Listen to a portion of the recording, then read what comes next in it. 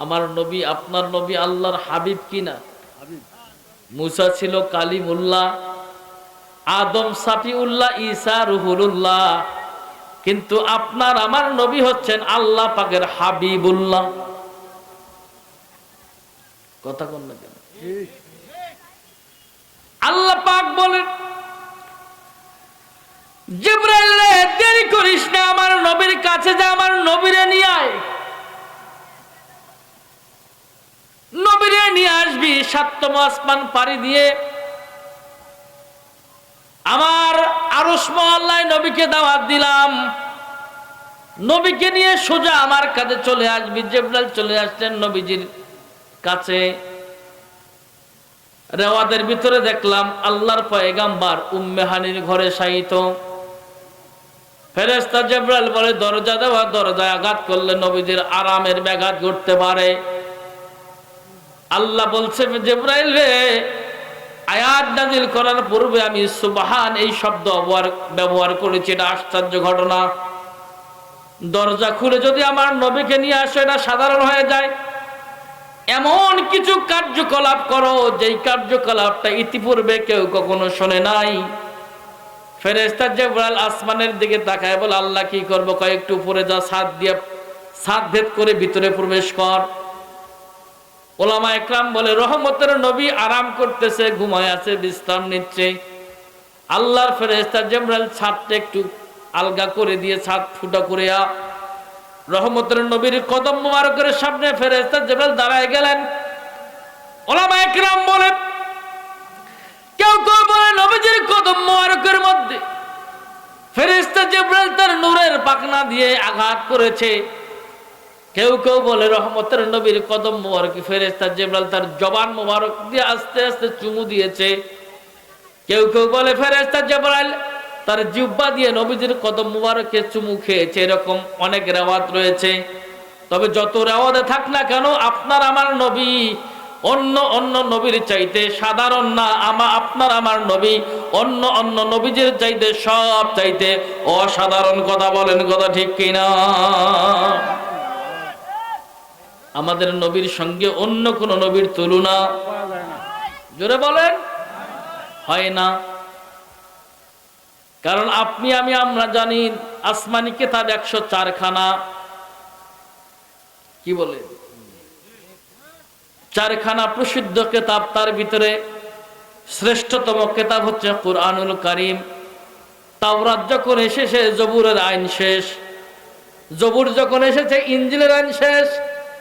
কুরআনুল কারীম যখন আমার নবীর উপরে নাজিল হলো, নবী যখন পৃথিবীতে আগমন করলেন, যত কিতাব ছিল সমস্ত কিতাবের আইন বন্ধ হয়ে কুরআনুল কারীমের আইন বন্ধ তো হবে না, কিয়ামতের পূর্ব মুহূর্ত পর্যন্ত এই কুরআনুল কারীমের আইন বলবৎ রেখেছে আল্লাহ একমাত্র তার হাবিবের ইজ্জতের খাতিরে। কথা বলেন, কথা ঠিক কিনা?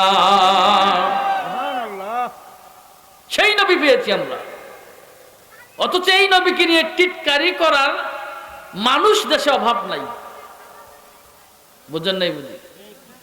কিছু কিছু আলেম আছে দাড়ি টুপি চেহারা শুরুতে খুবই সুন্দর, কিন্তু নবীজির নাম নেওয়ার সঙ্গে সঙ্গে বলে জনাবে মুহাম্মদ। কি বলে? এই কথাটা আমাকে খুব কষ্ট দেয়, আমি খুব কষ্ট পাই। নবীর নামের সামনে যখন জনাবে মুহাম্মাদুর রাসূলুল্লাহ বলে, এটা আমার কাছে খুবই খারাপ লাগে। কারণ আল্লাহ পাক তার হাবিবকে কখনো জনাব শব্দ ব্যবহার করে নাই। কত আদর করে কোরআনে আল্লাহ পাক তার হাবিবকে ডেকেছে। নবী আমার ঘুমাইয়া আছে, এখন হাবিবকে ডাকবে, আল্লাহ পাক আয়াত নাযিল করেন, ইয়া আইয়ুহাল মুজাম্মিল, হে কম্বল আবৃতওয়ালা নবী ওঠেন, কুমিল লাইলা ইল্লা কলিলা, ইয়া আইয়ুহাল মুদাসসির ইয়াসিন। কত সুন্দর করে আল্লাহ ডাকে। আর আমাদের দেশে কিছু গর্দভ মার্কা বেয়াদব, কিছু আলেম মুফাসসির দাবি করা কিছু পাগল ছাগল বাংলায় তৈরি হয়েছে, নবীর নাম নেওয়ার সঙ্গে সঙ্গে জনাবে মুহাম্মদ। এরকম ছাগল পাগল দেশে আছে না নাই?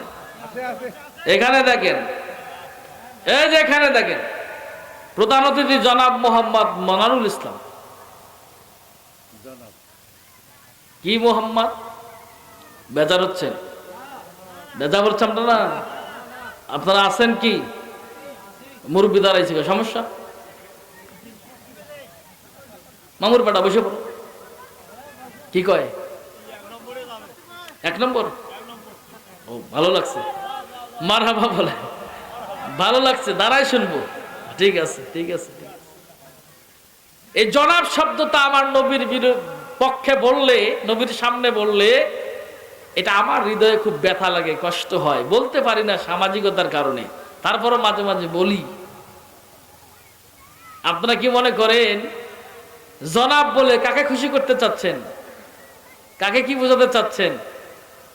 শোনেন, যদি আমার নবী আপনার উপর রাজি এবং খুশি না হয়, আল্লাহ আপনার উপর রাজি খুশি হবে না।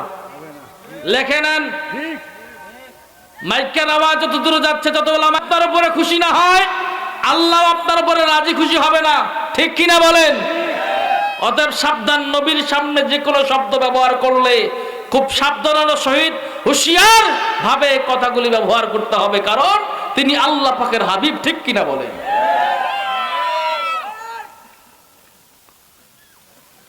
আমার ভাইয়েরা, গভীর মনোযোগ। ফেরেশতা জিবরাইল বলে, আমি নবীজির কদম মোবারকে আস্তে আস্তে করে আমার মুখ লাগাই দিয়া নবীজির কদম মোবারকে যখন আমি টাচ করতেছিলাম, রহমতের নবীর আরামটা ভেঙে গেল। নবীজির চোখ মোবারক খুলে আমার দিকে তাকিয়ে রইলেন। ইয়া কি জিবরাইল, আপনি আপনার মুখ, আপনি তো নূরের ফেরেশতা, আপনি আপনার মুখ আমার কদম মোবারকে কেন লাগালেন? বলছে, হুজুর, আপনার এই কদম মোবারক শুধু কদম নয়, আপনার কদম মোবারকের নিচে যে ধুলি রয়েছে, ধুলির যে যোগ্যতা, এর চাইতো 100 কোটি গুণের যোগ্যতা আমি জিবরাইলের কম। কারণ হলো আপনার এই কদমের ধুলি পেয়ে আল্লাহর আরশ ধন্য হয়ে যাবে। জোরে কোন আল্লাহু আকবার। আমি তো জিবরাইল, আর যেটা আল্লাহর আরশ, এই আরশ ধন্য হবে আপনার কদমের ধুলি পেয়ে। সুবহানাল্লাহ। নবী নাই তো কিছু নাই।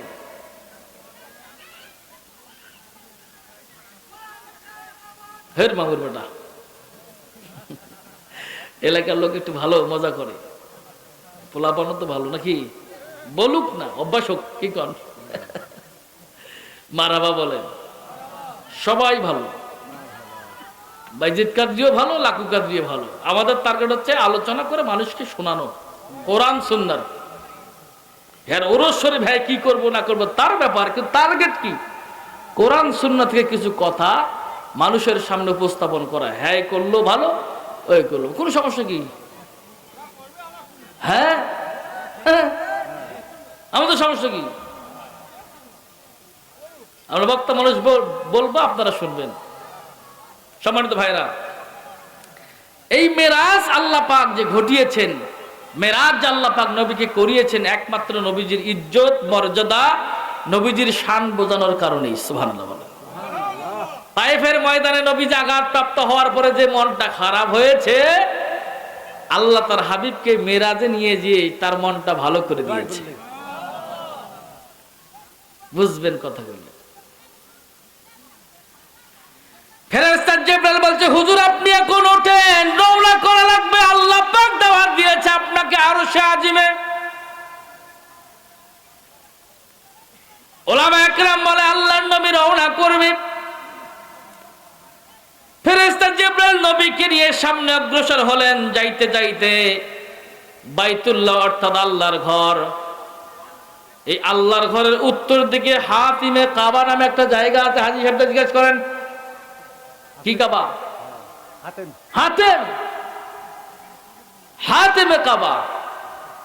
এই হাতেমে কাবার পাশে স্বর্ণ দিয়ে ড্রেন বানাইছে।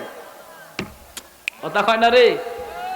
আমার নবী যে কি, আমার নবীকে আল্লাহ যে কত ইজ্জত, কত মর্যাদা, কত সম্মান দিয়েছে, এটা যদি আলেম ওলামা বুঝতো, এক একজন আলেম বড় বড় আল্লাহর ওলি হয়ে যাইতো। কিন্তু আলেমরা ইহুদিদের টাকা খায়া দালালি করতে করতে এদের কলিজা পয়সা সরকার হয়ে গেছে।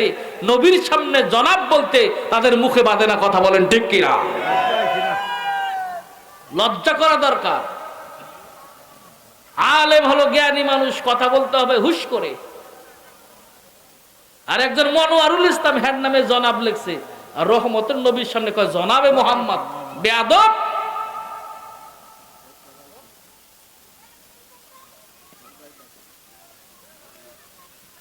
হাতিবে কাবারের সামনে নবীকে নিয়ে গেলেন, হুজুর আপনি নামেন।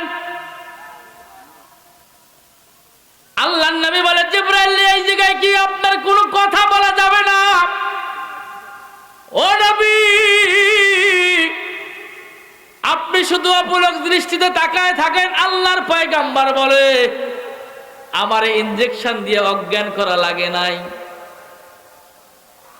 আমি তাকায় তাকায় দেখতেছি ফেরেশতা জিবরাইল জান্নাতি একটা বাটির ভিতরে, বাটিটা ছিল স্বর্ণের বাটি, জান্নাত থেকে নিয়ে এসেছে। আল্লাহু আকবার বলে। কি থেকে? আরে মামুর বেটা কয় জনাব। ওর সাবাই খাইলো মনে কর মাথা ঠান্ডা হয় না। লেখাপড়া করছে না কি করছে আল্লাহ ভালো জানে। এরপর থেকে কোন আলেম নবীকে জনাব ব্যবহার করলে চাবা খুলে ফেলাবেন, তাবড় দিয়া এক খাপড় চাবা খুলে ফেলে দিবেন। আল্লাহ দিছে সম্মান, তোমার দিতে বাজে কোথায়? এ কথা কয় না কেন? যেই নবীকে আল্লাহ সম্মান দিল, সেই নবীকে তোমার সম্মান দিতে কলিজা লাগে কোথায়? তোমার সমস্যা কি বুঝবেন? হ্যাঁ হয় কি রে? আল্লাহ নবী বলে, আমি তাকায় দেখি স্বর্ণের একটা বাটি নিয়ে আসছে, বড় সড়ো। বাটির ভিতরে যে পানিগুলি আসছে, এগুলি পানি না, এগুলো সবগুলো নূর। আরো জোরে, আরো জোরে। সমস্ত বাটিতে নূর দেখা যায়, সবগুলো নূর। এই বাটি থেকে আল্লাহর ফেরেশতা জিবরাইল একটা চাকু বের করলেন। চাকু বের করে আমার এই নল ডুংরিটার ভিতরে চাকুটা ঢুকে একটা টান মারলেন। আমি নবী বসেই আছি, টান মেরে বুকটার দুই পার ধরে টান দিলেন। বুকটা আস্তে করে ফাঁক হয়ে গেল। আমার এই কাল্পটা বের করে ওই নূরের ভিতরে চুবাইলেন। সুবহানাল্লাহ, আল্লাহু আকবার বলেন। কি নবী পাইছি আমরা, আর আমরা কি নবীর উম্মত হয়ে কি করতেছি? ওলামায়ে কেরাম, দুনিয়াতে হায়াত, শক্তি, টাকা পয়সা, রক্তের গরম, দলের গরম সব দেখায়া চলতে পারবা। নিঃশ্বাস বন্ধ হওয়ার সাথে চকলেটের মতো মোড়ায়া যখন তোমার এই কবরে ফালাই দিবে, বিসমিল্লাহি ওয়া আলা মিল্লাতি রাসূলুল্লাহ বলবে, রে মামুর বেটা, দুনিয়াতে নবীকে সম্মান না করলে কবরে গিয়া আমার নবীকে পাওয়া না। আর আমার নবীকে না পাইলে তোর ইহকালও শেষ, পরকালও শেষ। আপনারা এতদিন শুনেছেন কবরে প্রশ্ন হবে কয়টা? জোরে কোন? আমি বললাম কবরে প্রশ্ন হবে মাত্র একটা। এখন কোন ওলামা একরাম চ্যালেঞ্জ করতে, তাহলে আমার সঙ্গে চ্যালেঞ্জ করেন। আসেন, কত বড় তাফসীর কারক হয়েছেন, আসেন সামনে কথা বলি। কত কিতাব পড়েছেন, সামনে আসেন। কবরে প্রশ্ন হবে মাত্র একটা, মান হাজা রাজুলুন। কয়টা? কথা কয় না। একটা প্রশ্ন হবে, মান হাজা রাজুলুন, আপনি এনাকে চেনেন কিনা? তাফসীর কারকগণ বলেন, নবীকে দেখায় দেওয়া বলবে যে আপনি এনাকে চেনেন কিনা। যদি দুনিয়াতে নবীর সঙ্গে আপনার মহব্বত, কানেক্টিভিটি, প্রেম, ভালোবাসা ভালো থাকে, তাহলে আপনি বলবেন হাজা ইয়া রাসূলুল্লাহ সাল্লাল্লাহু আলাইহি ওয়াসাল্লাম। জোরে কোন সুবহানাল্লাহ। যখন আপনি সাক্ষ্য দিবেন হাজা ইয়া রাসূলুল্লাহ, ফেরেশতা বলবেন নিমকা নিমাতুল আরুস, তোমার এই কবরকে জান্নাতের বাগান করে দেওয়া হলো। জোরে কোন সুবহানাল্লাহ।